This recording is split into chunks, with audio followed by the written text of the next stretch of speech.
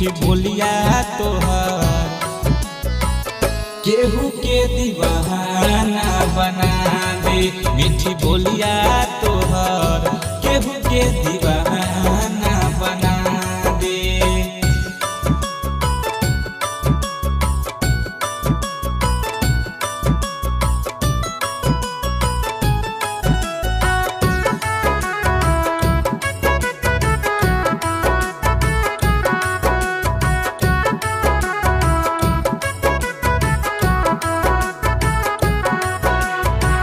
रूप के तोहरा जोरे नइखे बारू तू लाजवाब के है।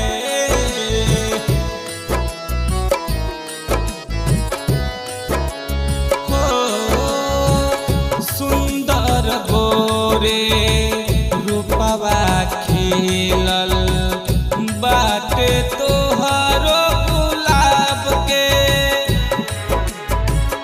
कुछ करवा दी सूली पर चढ़ा दी।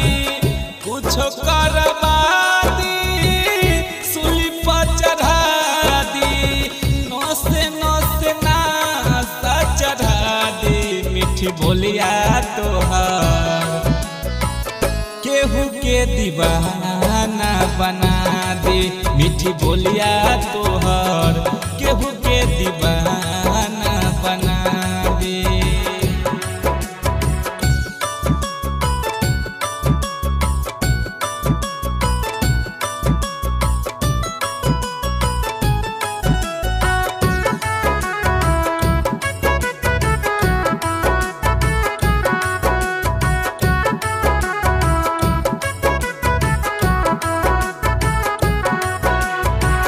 तोहरा के हम जब देखिला दिलवा में होला बेचैनी है।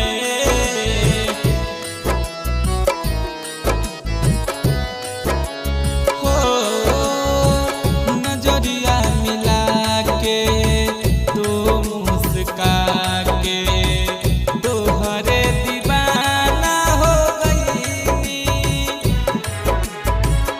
बबन जितेंद्र तोहरा के जानू। बबन जितेंद्र तोहरा के जानू। कहियो अपन बना ली। मीठी बोलिया तोहर केहू के दीवाना बना दे।